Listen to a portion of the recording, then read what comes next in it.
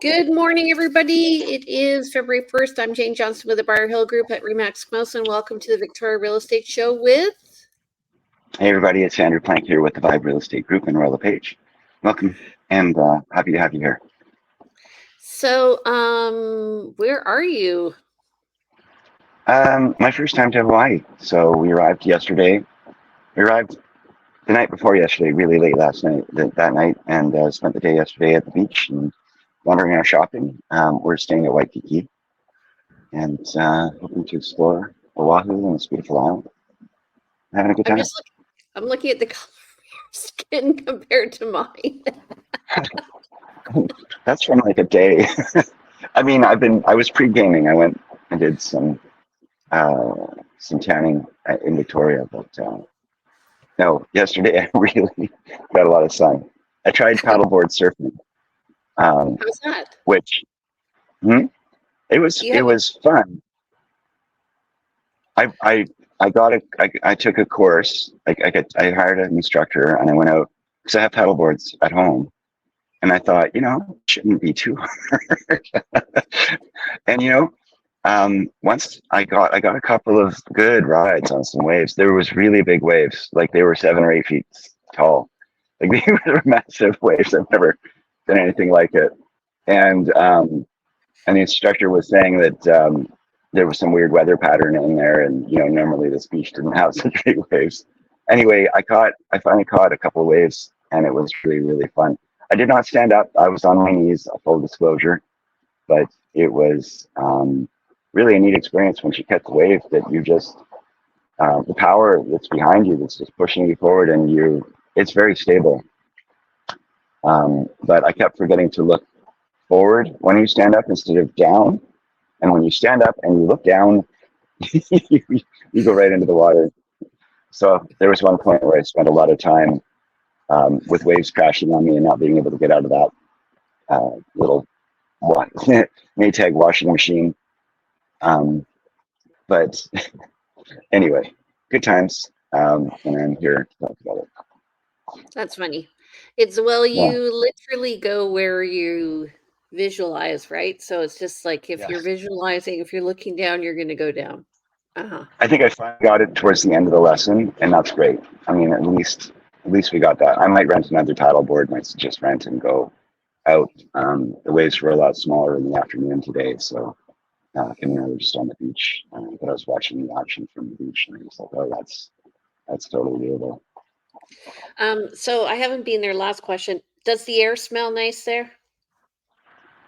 I mean, I've been to tropical countries a couple of times now, and you get that kind of really smelly smell of vegetation and decay, but it's not as strong here. And I think partly because here, look, we're in Waikiki. We're kind of a little off we're not down by the beach, but we've got like a canal in front of us, and Honolulu going up the sides there. But I don't know. There's a lot of steel and concrete around us. So although we're in a tropical area, it's not like we're in the jungle.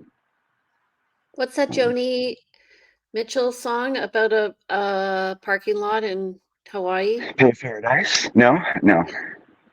Pay Paradise. It's not Pay Paradise. Yeah. Is it? Oh, okay. Put up a parking lot. Okay. All right. So let's get down to business, everybody. Yeah, I think we're supposed to talk real estate, aren't we? Anybody want to buy in Waikiki?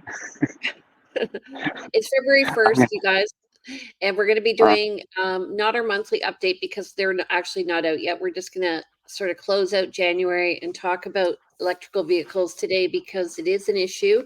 There's new legislation that came down from the BC government requiring Stratas to accommodate electrical vehicles. So let's talk about that today, and then we'll then you can go and enjoy your holiday.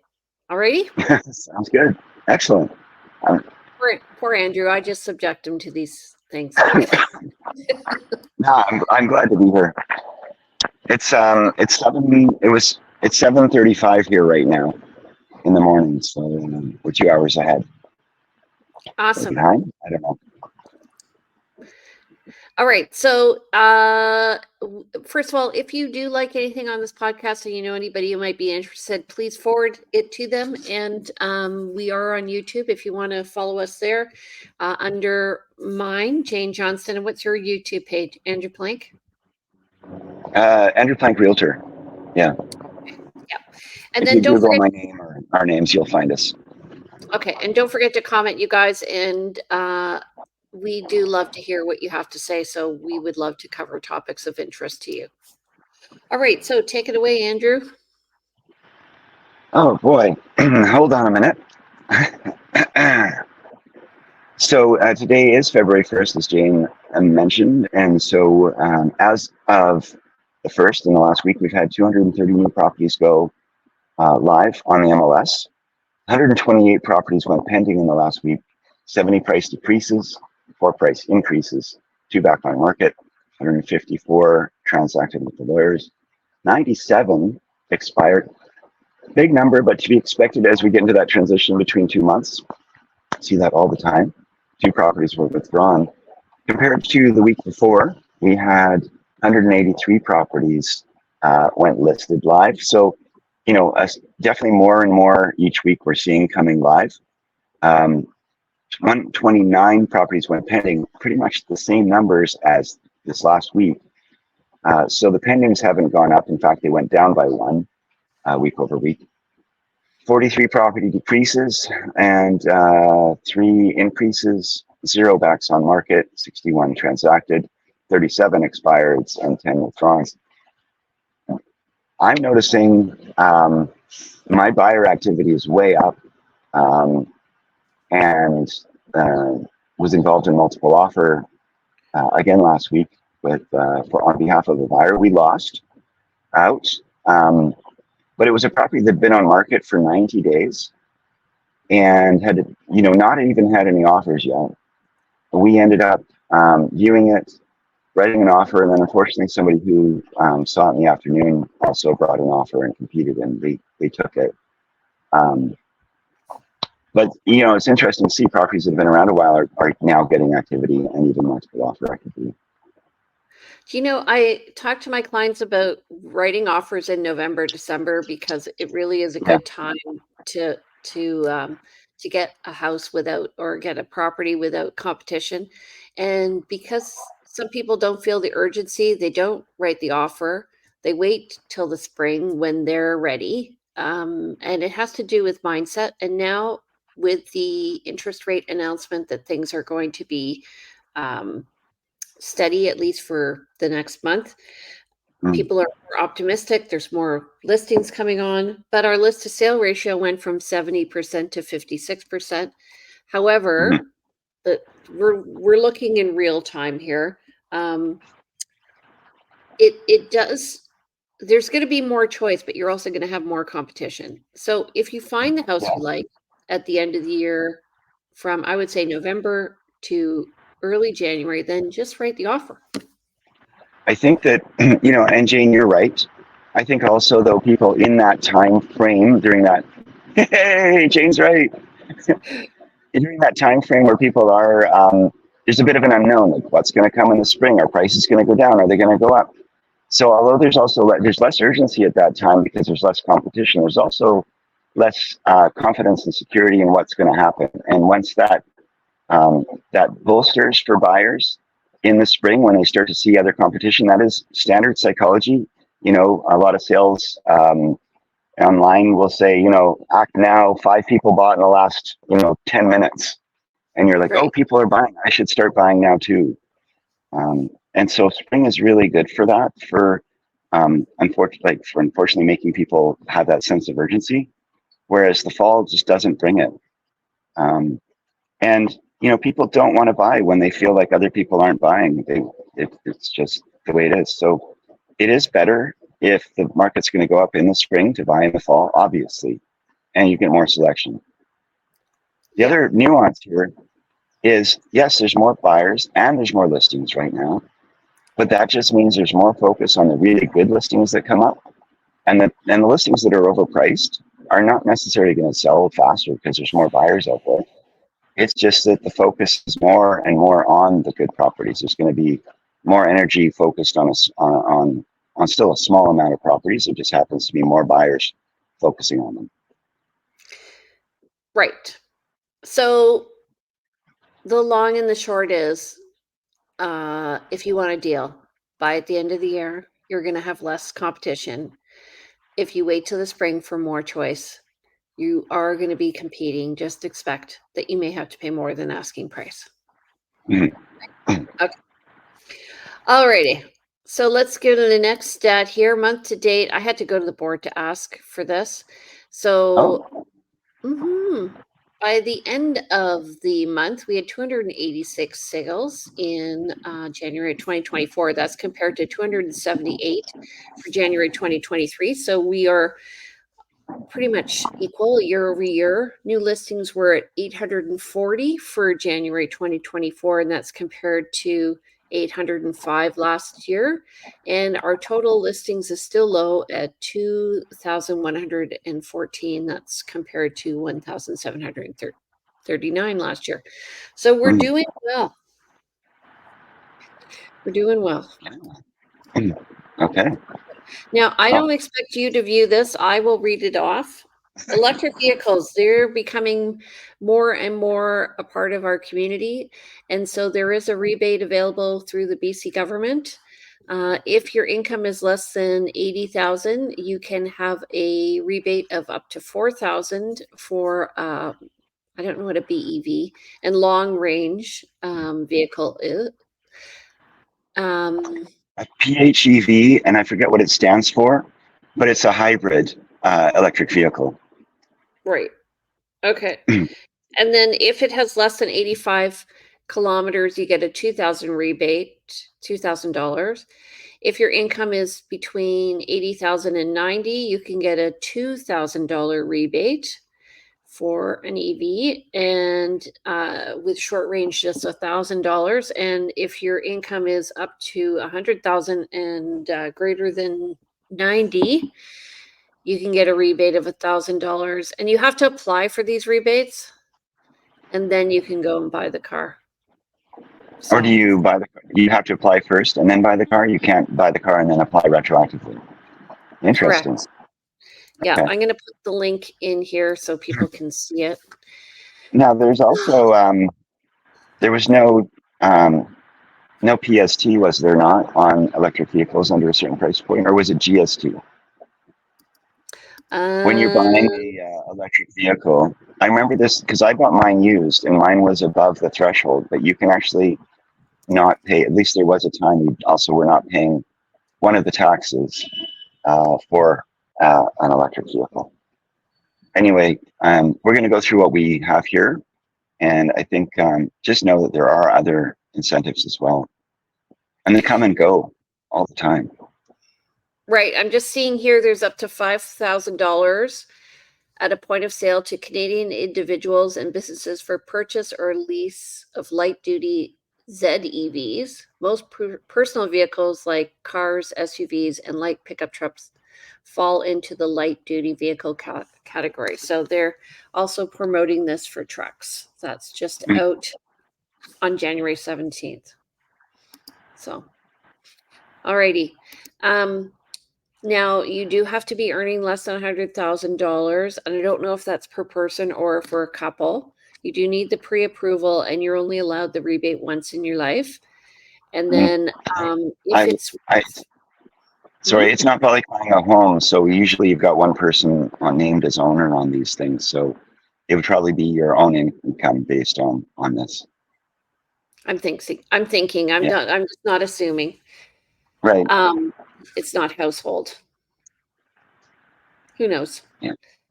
Okay, so for the smaller cars, you can't apply these to any cars worth more than $55,000, and for larger cars, if it's the sticker price is $70,000 or more, it's not eligible. So they're looking for budget.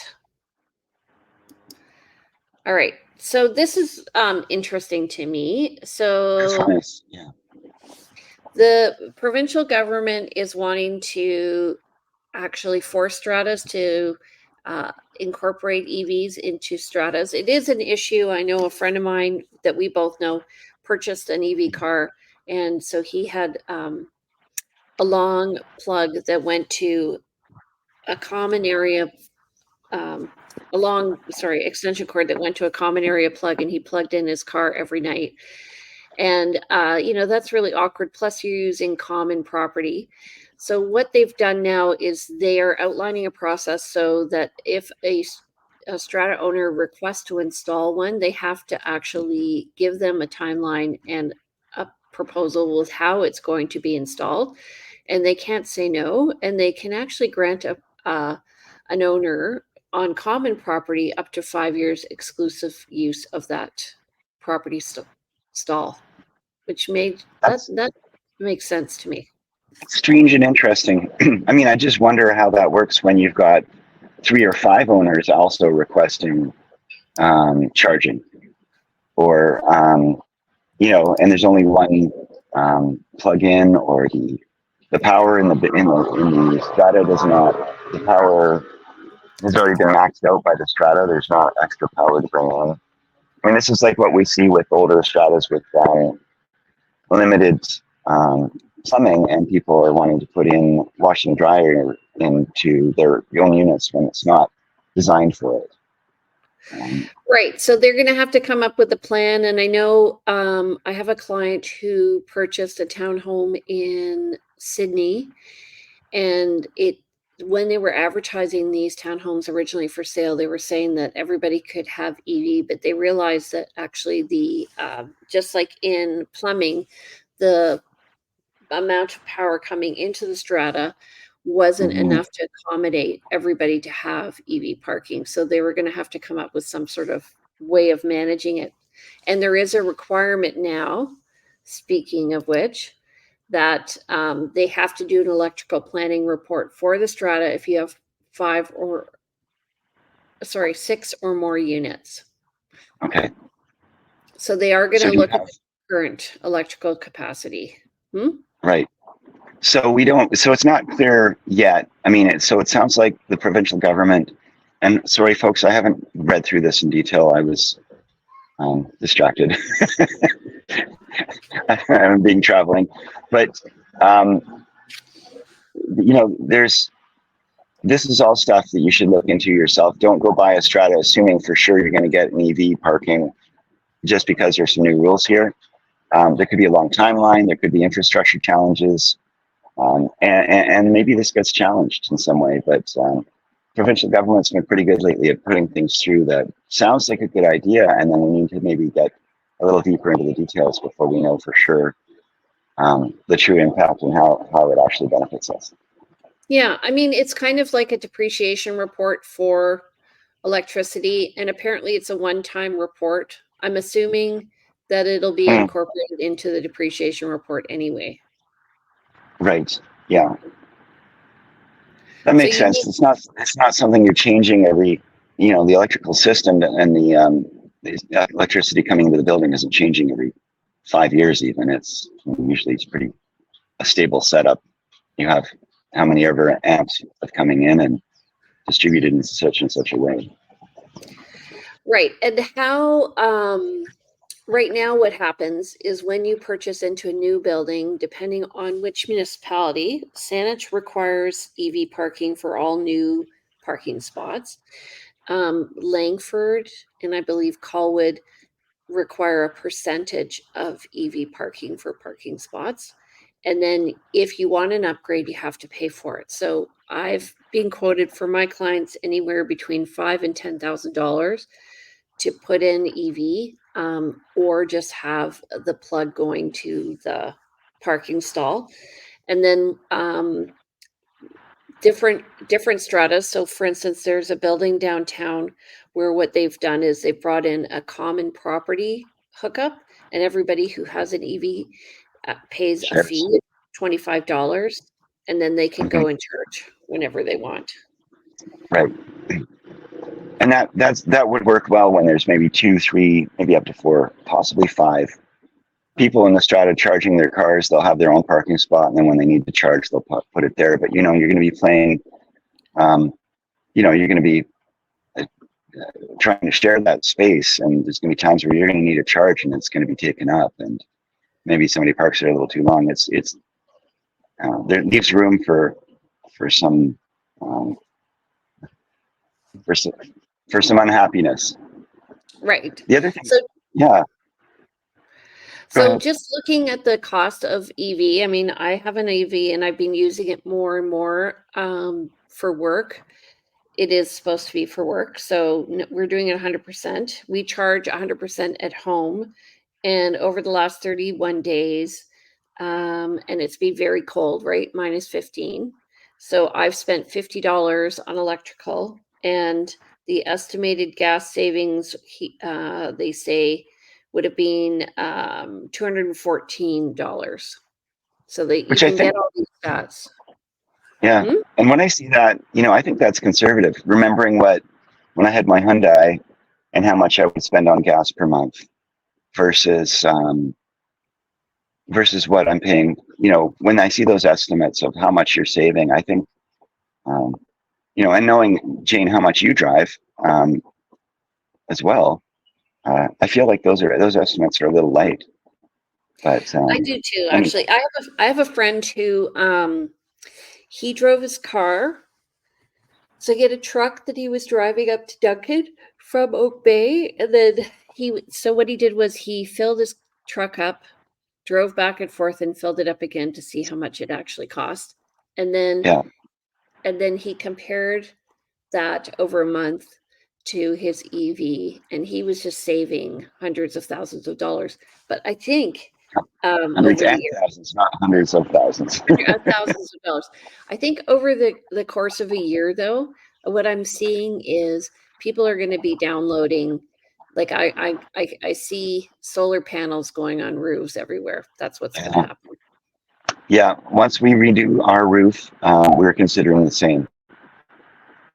I mean, we have some colleagues, mutual friends, um, uh, that have solar panels on their roofs, and they've got electric vehicles, and they're just so happy because it's just being a little more off grid, a little less reliant on the grid, but also being that self-sufficient, and it's just kind of fun knowing that the sun is doing this for you.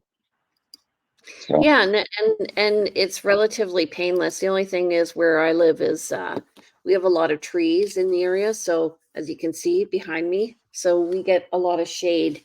So anyway, it may be I'm harder sure we for you can figure it out. to figure it out. Yeah.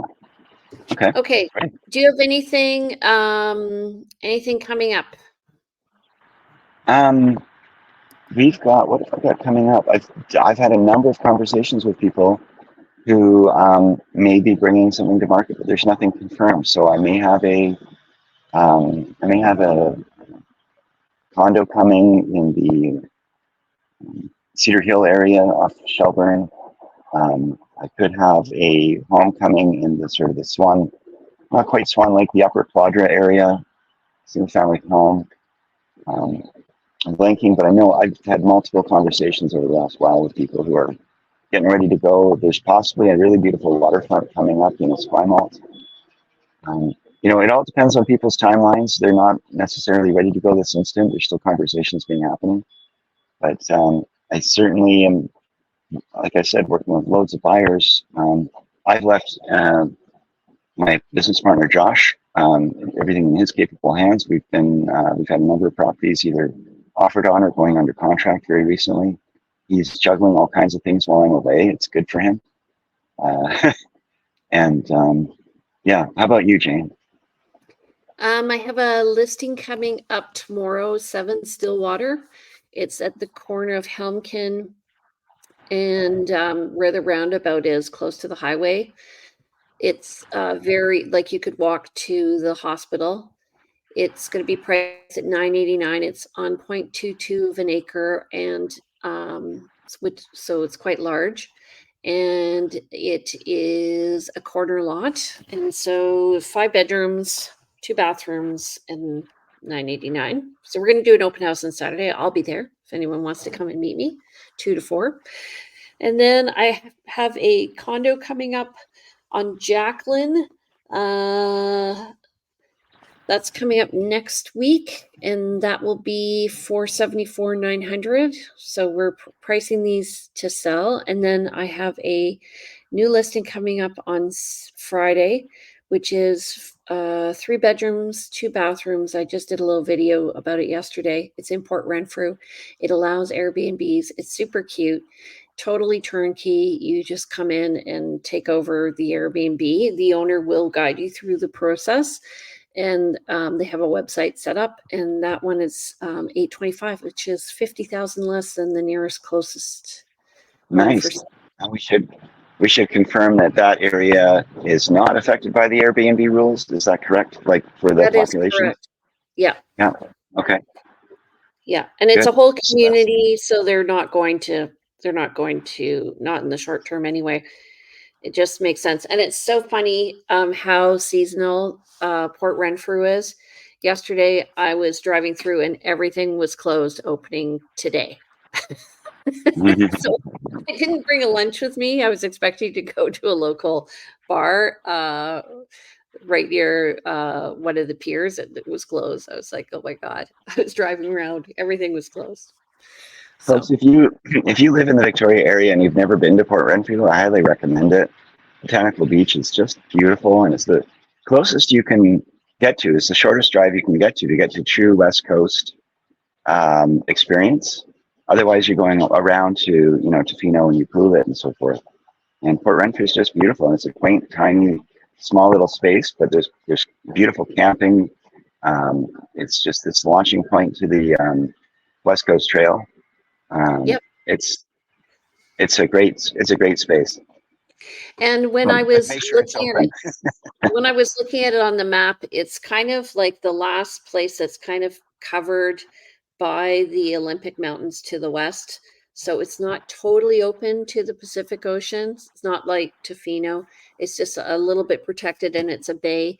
I did do a video yesterday, and the reason why I did the video was um, that was the first place that I went to when I was a teacher in the 90s, and I came out to teach marine environmental science, and I was able to walk through the forest. I remember thinking it was just like Star Wars. When they have that scene when they're flying? Andor, yeah, the moon of Andor. It's very beautiful, alive, and huge trees, and yeah, Yeah. no stormtroopers or Ewoks. So I went to Fairy Creek, and I went to the park, the campground, which is closed. And then I saw the bonsai tree, and it's totally beautiful, you guys. Highly, highly recommend it.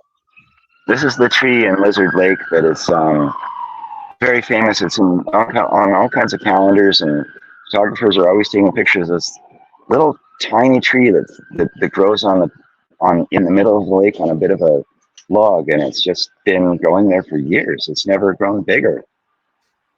Yes, so it was a But bit it's smaller gorgeous. than I expected. You know what I'm going to do?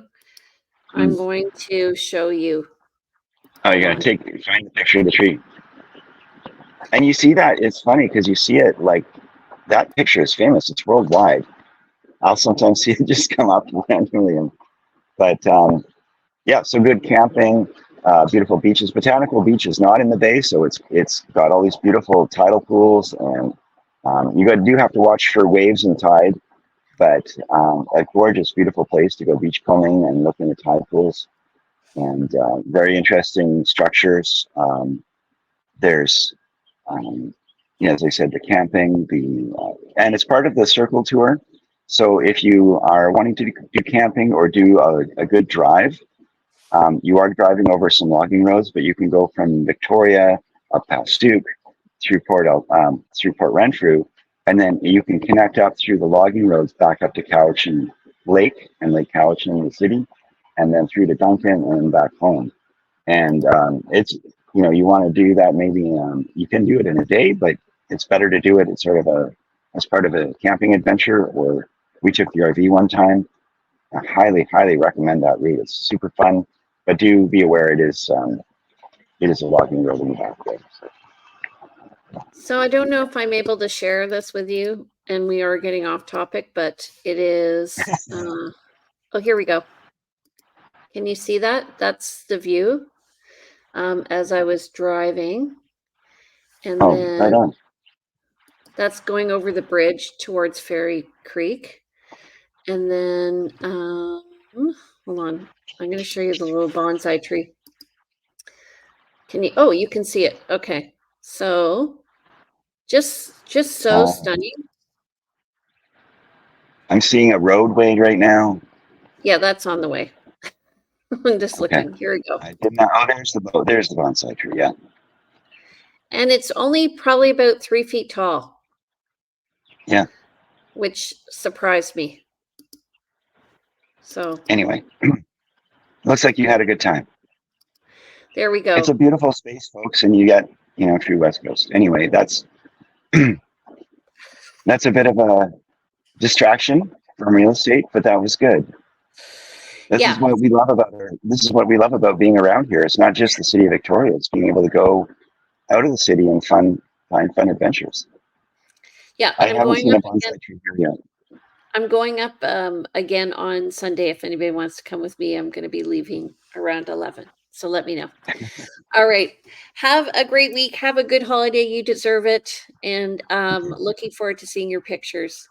Don't forget, you guys, we are every Friday or Thursday on, and I don't know what we're going to do regarding the stats. We might try and do them ahead of time, but we are every Thursday at 9:30. So please check in with us. If you have any questions, please let us know. We love to cover topics of interest to you. Andrew, how do people get in touch with you?